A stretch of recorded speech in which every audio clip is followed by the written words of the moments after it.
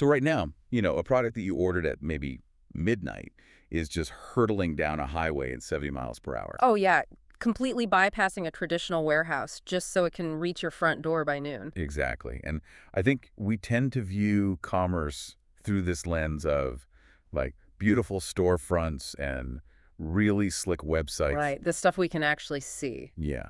But the real battleground of modern retail is, well, it's entirely invisible to you as the consumer. It really is. It's the logistical architecture. I mean, a company can design a revolutionary product, right? And run this brilliant marketing campaign. Sure. But if the actual physical mechanism of moving that item from a manufacturer to a buyer is flawed, the entire enterprise just I mean, it collapses. just falls apart. Exactly. The underlying supply chain is really the ultimate arbiter of success. Well, welcome to the deep dive. Today, we are basically looking under the hood of that invisible engine. Which is such a fascinating topic. It really is. We're dissecting this comprehensive guide by Johann Jacob. He's the president of the retail consultancy Retailbound. Right, and he really gets into the core mechanics of how products actually move in the real world. Yeah, so our mission today is to decode the two foundational models of product distribution, which are dropshipping and traditional inventory. Just to figure out how modern businesses survive the absolute chaos of supply chains. Totally. And grasping this architecture is, it's essential for you.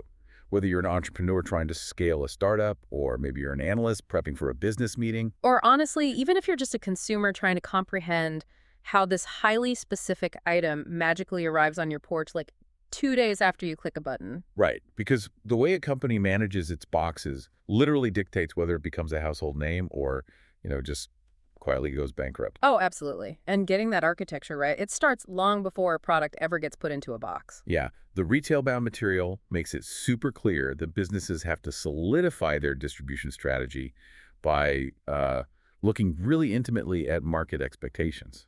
You have to analyze customer behavior before you even start thinking about logistics. Right. So market analysis at this foundational stage, it means asking really hard questions about consumer patience. Yes, and demographic habits too. Like if your business sells bespoke hand-grafted furniture, right? Yeah.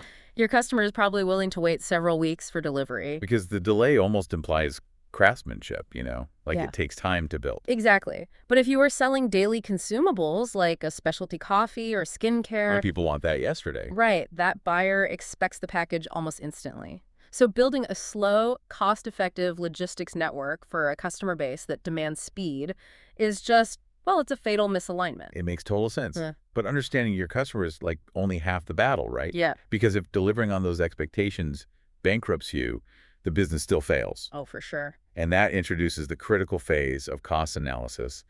And the trap here is that a lot of retailers only look at, like, the price of a postage stamp. Which is such a mistake. I mean, the true unit economics of distribution involve just a staggering number of variables. Like what specifically? Well, you have to factor in the physical space required to hold the item, the cost of the cardboard and the tape, Oh, well. even the hourly labor to literally pick the item off a shelf.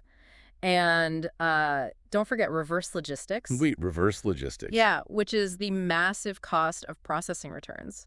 If a business fails to calculate the total landed cost of moving that specific item, their projected profit margin is purely a fantasy. Just completely made up, which I guess makes scalability the ultimate stress test. Oh, 100%. Because a fulfillment system that works flawlessly when you're, packing 10 orders a day in your garage, it's going to completely fracture when a viral marketing campaign suddenly brings in 1,000 orders a day. It will literally break your business. And there's this warning in the guide from Robert Gilbreth, he's the VP of marketing at ShipStation, that highlights this perfectly. What does he say? He points out that companies that fail to adhere to logistical best practices, they risk increasing their sales without actually increasing their profits. Oh, wow. That concept, I feel like that usually catches people off guard. It really does. The default assumption in business is that revenue growth automatically translates to profit growth. Right. More money coming in means more money in my pocket. But in the physical world of distribution, scaling up without a solid foundation just amplifies your inefficiencies. Let's visualize how that happens. Yeah. I mean, imagine you're running on a treadmill, right? Okay, I'm picturing it. And you're holding this bucket, but it has a few small holes in the bottom. Right, a leaky bucket. Yeah. So as you run faster, meaning, your marketing is working and you're generating more sales, more water pours into the top of your bucket. Makes sense. But because your operations are inefficient, like maybe your shipping routes are poorly optimized or your warehouse labor is mismanaged, the holes at the bottom actually widen under the increased pressure. Oh, I see. So the profits are just draining out just as fast as the revenue comes in. That's a great way to look at it. And to push that analogy even further, the friction of running on that treadmill, that represents your operational overhead. Right. Eventually, the energy you expend just trying to keep up completely outpaces the water you manage to retain. You're just exhausted and broke. Exactly. You end up burning capital to maintain this illusion of growth while your actual bank account remains entirely stagnant. Yikes. And that specific fear of the leaky bucket is precisely what drives so many entrepreneurs toward the first major distribution model we need to examine, which is dropshipping. Right, dropshipping. Yeah. Which, I mean, it sounds incredibly frictionless when you first encounter the concept. It sounds like a dream. Yeah. As a retailer, you build the website, you run the marketing, you process the customer's payment, Yeah. but you hold zero physical inventory. None at all. When your customer buys a product, your digital system just forwards that order to a third-party supplier or a wholesaler, and they pack and ship the product directly to the end consumer. So you're operating entirely in the digital realm. Exactly. The physical reality of the product, like the warehousing, the forklift maintenance, paying for packing materials, all of that is entirely shifted onto the supplier. Which means the immediate appeal is the elimination of upfront capital. Huge appeal. You aren't buying like 10,000 units of a new product and just crossing your fingers that it sells. You only pay the supplier after the customer has already paid you. Right. It completely removes the traditional financial barrier to entry for retail. I mean, it radically alters the risk profile of commerce. So businesses with highly limited cash flow can suddenly compete. Exactly. And furthermore, it provides this incredible agility when you want to expand a catalog. Oh, sure. If a retailer wants to test a new market trend, they just integrate a supplier's product feed, upload the images to their site and see what happens, monitor the conversion rate. And if the product fails to resonate, Then they haven't lost thousands of dollars on unsold goods just sitting in a storage unit gathering dust. that's amazing. And it also solves the physical nightmare of handling unwieldy items, right? Oh, big time. Because the source material highlights drop shipping as this ideal solution for bulky or custom products. Like if a boutique brand wants to sell, I don't know, heavy living room furniture or commercial espresso machines. Managing that kind of freight is just incredibly complex and expensive. Yeah, moving heavy freight requires specialized LTL, which is less than truckload shipping logistics. You need loading docks, massive square footage. Right. But by utilizing a drop shipping model for those specific items, the wholesaler who already maintains that industrial infrastructure to move pallets and heavy goods, they just handle the fulfillment. It's a really pragmatic application of the model. It is, but this is where the trade-offs become glaringly apparent. Yeah, the mirage. Exactly. Dropshipping is frequently pitched online as this passive, easy money system, but the reality is far more punishing. Okay, so what's the first major hit? It's to the bottom line. I mean, suppliers are not performing all that physical labor for free, obviously. Right, they're not a charity. The guide notes that profit margins in dropshipping are typically 10 to 15% lower than if you manage the inventory yourself. Wow, 10 to 50% is huge. That is the premium you pay for outsourcing the warehouse risk and the manual labor. And the math turns aggressively against the retailer when you factor in multi-item orders. Oh, right. Like if someone buys more than one thing. Exactly. Consider a customer who visits a dropshipping storefront and orders, say, a desk lamp, a rug, and a throw pillow. Okay. If the retailer is sourcing those 3 items from 3 distinct dropship suppliers, the retailer is suddenly paying 3 separate shipping fees for a single customer transaction. Oh, wow. And you certainly can't pass all 3 of those shipping fees onto the consumer, right? Oh. They'd abandon the cart immediately. Exactly. So the retailer is forced to absorb that cost, which basically vaporizes whatever thin margin was even left. That's brutal. But beyond the unit economics, I feel like the fundamental flaw with dropshipping is the complete loss of brand control. Oh, absolutely. I mean, wait, if I have zero control over the packaging and the delivery timeline, Huh. aren't I essentially outsourcing my brand's reputation to a complete stranger? That is exactly what you are doing. Like if the supplier messes up, the customer is blaming me, not them. Right. You're handing the most tangible physical touch point of your business to a third-party warehouse. Hmm. And their primary operational motivation is sheer volume, not your brand prestige. So if that supplier just throws the product into a battered generic box with zero padding and it arrives shattered, The customer isn't going to hunt down the anonymous wholesaler. no, they're going straight to the retailer's website to leave a brutal one-star review. Exactly. The retailer is outsourcing their reputation to a facility they have probably never even visited. That is terrifying. It is, and that vulnerability extends deep into the digital operations too, specifically concerning stock-out risks. How so? Well, in a dropshipping model, the retailer relies entirely on API data feeds from their suppliers to know what inventory is actually available. Yep. If a wholesaler's API lags by even a few hours, or if their inventory file fails to sync during a really busy holiday weekend, the retailer's website will continue selling a popular item that is actually completely out of stock at the warehouse. Oh no, so the retailer ends up collecting money for a product that just doesn't exist? Yes, and then they have to manually issue refunds and send all these apology emails to frustrated customers. Which severely damages consumer trust. Severely. This is why attempting to manually manage a scaling dropshipping business rapidly leads to operational collapse. I can imagine. The guide is so emphatic that succeeding with this model requires significant investment in automation. Right, you can't just run this on an Excel spreadsheet. No way. A business needs sophisticated software that can route orders instantaneously, sync inventory levels across dozens of suppliers in real time, and automatically hide out-of-stock items. Yeah, attempting to manage that data flow manually is impossible at volume. And the material also includes this really critical directive, like a pro tip, for anyone utilizing this model, which is to rigorously vet every single supplier. Yeah, to do your homework. Absolutely. Our retailer must audit a supplier's historical shipping times, verify their reporting accuracy, and understand their exact fee structures before ever integrating them into a storefront. Because a weak supplier will systematically destroy a dropshipper's business. It really will. Right. Which logically drives a lot of established brands away from dropshipping entirely. Right. When ceding control of the customer experience just becomes an unacceptable risk, the natural pivot is toward the historical default, which is traditional inventory. Right, taking back control. This is the model that literally built modern commerce. Exactly. The retailer purchases goods in bulk directly from manufacturers or distributors, takes physical ownership of the inventory, and stores it in their own facilities. And then, when an order is placed, the retailer's internal team picks, packs, and ships it directly to the customer.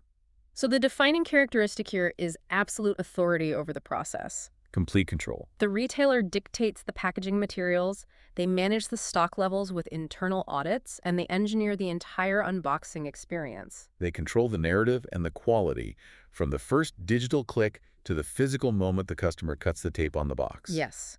And financially, purchasing wholesale in massive volumes allows the retailer to secure the lowest possible cost per unit. So they capture that margin that a drop shipper just surrenders to third parties. Exactly. But honestly, the most significant competitive advantage of holding your own inventory is the capability for speed. Speed. Let's talk about that. Because having the product sitting physically on a local shelf means a business can fulfill an order the second it hits their system. And there is this staggering metric highlighted in the source from a Webgistics study. It says that 42% of online shoppers will abandon their purchases simply due to slow delivery options. Just let the weight of that statistic sink in for a second. 42%. A business can have a superior product, a brilliant marketing funnel, a beautiful website, and they will still lose nearly half of their potential buyers at checkout if the fulfillment timeline feels sluggish. That is insane. I mean, in a retail environment conditioned by the expectation of two-day turnarounds, holding inventory locally is often the only mechanism to meet that baseline demand. It really is. But purchasing that speed obviously requires a massive deployment of capital. Right, it's not cheap. The upfront costs of traditional inventory create a really formidable barrier to entry. A company has to purchase the stock before they have any guarantee that the market will actually buy it. And the spending only accelerates after that wholesale purchase, right? Oh, yeah. The ongoing carrying costs are just relentless. A business is paying commercial real estate rates for warehouse space. Yep. They're paying for climate control, specialized commercial insurance, warehouse management software. And don't forget the labor force to actually manage the physical movement of all those goods. Exactly. And even if a business attempts to mitigate that internal operational headache by outsourcing to a third-party logistics provider like a 3PL, Right. they are simply trading the warehouse lease for complex, highly variable fee structures. Exactly. A 3PL charges an ingestion fee just for unloading pallets. Wow. Then a monthly storage fee based on cubic footage. Then a pick fee for every single item they pull off a shelf, plus a packaging fee. So it requires incredibly healthy product margins to sustain that kind of ongoing overhead. It absolutely does. Furthermore, physical goods carry physical risks, you know? True. Inventory sitting stat up in a facility is vulnerable. It can be crushed by a forklift, it can be compromised by a roof leak. Oh, man. And if the business sells perishables, the inventory can literally expire. Yes. Or if they sell consumer electronics, the stock can simply become obsolete because a competitor released a newer model while your inventory was still sitting on a pallet. Right. All of that depreciation directly impacts the bottom line. And the ultimate nightmare scenario, the source outlines regarding traditional inventory, is the excess stock risk. Right. When a business overestimates market demand and overorders. Exactly. I mean, I kind of think of the excess stock risk, Yeah. like hosting an extravagantly expensive dinner party without knowing if anyone is actually going to attend. Oh, I like this. Go on. You invite 100 people, and to ensure you control the perfect experience, you buy all the groceries up front. You know, the premium cuts of meat, the expensive wine, the artisanal appetizers. Right. You deploy a massive amount of capital to curate this perfect environment. But then, like, a massive winter storm rolls in, and only 10 people actually show up. Oh, no. You're just disappointed that the party was a bust. You are now stuck with a kitchen completely overflowing with expensive rotting food that you already paid for. That is a painful image. Right. And in the retail world, that unsold inventory is your rotting food. And just to take that dinner party analogy one step further, you also have to pay commercial rent on the massive industrial-sized refrigerator required to store all that rotting food while you try to figure out what to actually do with it. Exactly. Which leads to these desperate liquidation strategies where a brand is forced to sell off premium inventory at a massive loss just to clear the warehouse racks. Just to stop paying the monthly 3PL storage fees. Right. So the industry is presented with two really difficult extremes here. Dropshipping starves margins and removes quality control. And traditional inventory devours capital and exposes the business to the terrifying risk of excess stock. So modern retail survival clearly requires finding a more nuanced approach. Yes, and thankfully the logistics landscape is highly adaptable. Successful businesses find viability by operating in the gray areas between those two poles. Finding the sweet spot. Exactly. Johann Jacob outlines several alternative distribution strategies that allow brands to kind of dial their level of control up or down based on their specific identity. For example, exclusive distribution, right? This is a strategy where a brand deliberately restricts its products to a very small number of high-end retailers. Yes. It creates artificial scarcity and maintains this aura of premium prestige. Like luxury Swiss watchmakers, right? Yeah. They meticulously control the retail environment. Exactly. Now, moving toward a broader reach, you have selective distribution. Here, a brand partners with a curated list of retailers who align with their market positioning. Think of like high-end cosmetics brands that will sell through Sephora, but they just refuse to place their products in a discount pharmacy. Right. It balances quality control with wider access. And on the far end of the spectrum is intensive distribution, where the goal is just sheer ubiquity. A company wants its product on the shelves of literally every grocery store, pharmacy, and gas station in the country. Which is essential for low-cost, high-turnover consumer packaged goods like mass-market beverages or snack foods. Right. But the most crucial evolution happening in modern logistics is the hybrid distribution model. This is where it gets really interesting. Yeah, this approach attempts to engineer a system that captures the best elements of both dropshipping and traditional inventory while systematically discarding their respective weaknesses. Exactly. A hybrid model provides the financial agility and broader catalog of dropshipping, but it operates alongside the strict quality control and speed of owning the logistics for your core products. And the guide illustrates this brilliantly by pointing to Home Depot. Yes. They are a massive enterprise dealing with incredibly complex physical logistics. I mean, handling everything from small brass screws to massive bunks of lumber. Right. And Home Depot maintains traditional warehouse inventory for certain high-volume items, but they heavily leverage specialized facilities known as cross-dock distribution centers. Cross-docks are fascinating. So let's explore the physical mechanics of a cross-dock, because this is where supply chain theory becomes really cool. Okay, let's do it. The source states that incoming shipments arrive at these facilities and are transferred directly to outgoing vehicles, practically eliminating the need for long-term storage. Right. So rather than a static storage facility, is a cross-dock essentially functioning as like a high-speed relay race for freight. That captures the exact mechanism perfectly. A cross-dock facility is engineered for continuous sorting, not storing. Okay. The physical layout features inbound loading doors on one side of the building and outbound doors on the opposite side. And they're connected by this high-speed network of automated conveyors and precise forklift routing. So like a truck arrives from a manufacturer fully loaded with power drills. Right. Instead of unloading those pallets, logging them into a warehouse management system, and putting them on a steel rack for 6 months, the pallets are broken down immediately upon arrival. Immediately. The drills are moved straight across the concrete floor, sorted by regional destination, and loaded directly into an outbound delivery truck waiting on the other side of the building. A product barely stops moving. It completely bypasses the static storage phase that plagues traditional models. That is wild. By utilizing cross-docking, a company retains the speed and control of operating its own logistical network. I mean, they control the trucks and the sorting facility, but they drastically slash the overhead costs associated with long-term inventory storage. So they aren't paying to refrigerate the excess food from the dinner party because the food is immediately dispatched to the guests. Exactly. It requires phenomenally precise data, predictive analytics, and orchestration to ensure the inbound and outbound trucks align perfectly, but it is a brilliant synthesis of the two core models. It really perfectly highlights the overarching thesis of the Retailbound material. There's just no single universally superior distribution model. Right. A business cannot simply pick a strategy off a menu and expect it to work in perpetuity. No. Success demands a highly bespoke approach. You have to ruthlessly evaluate your specific financial capacity, the physical nature of your products, and the demands of your target market. So a bootstrapped startup testing a novel digital gadget will likely rely on dropshipping to mitigate risk. Yep.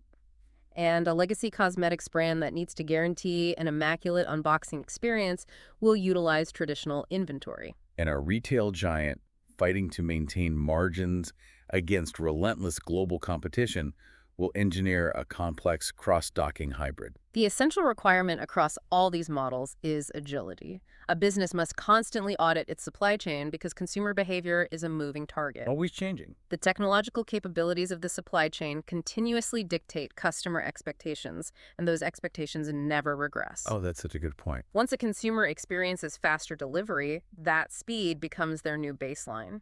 Which brings up a final thought I want you, the listener, to consider. We discussed the Webgistics data showing that 42% of shoppers abandon their carts over slow delivery. Right. We also established that companies must remain incredibly agile just to survive. Because the consumer's tolerance for waiting is continually evaporating. Exactly. Consider your own behavior as a consumer for a moment. Delivery expectations have compressed from weeks to days to next day and increasingly to same-day delivery. It's crazy how fast it's moved. So as the consumer demand for instant gratification shrinks the acceptable delivery window closer and closer to absolute zero, how long will it be before the very concept of a product sitting still in a traditional warehouse is viewed as a fatal systemic failure? If inventory isn't in constant motion, it is actively losing the race. Right. Will the high-speed relay mechanics of cross-docking transition from being a clever optimization used by giants like Home Depot to becoming the absolute bare minimum standard required just to keep the doors open in retail? That's a huge question. I'll leave you to think about that the next time a package arrives at your door at lightning speed. Because you aren't just looking at a cardboard box. You are witnessing a highly engineered, invisible infrastructure running at the absolute limit of its capacity just to earn your loyalty. The quiet mechanics that power the modern world. We'll see you on the next Deep Dive.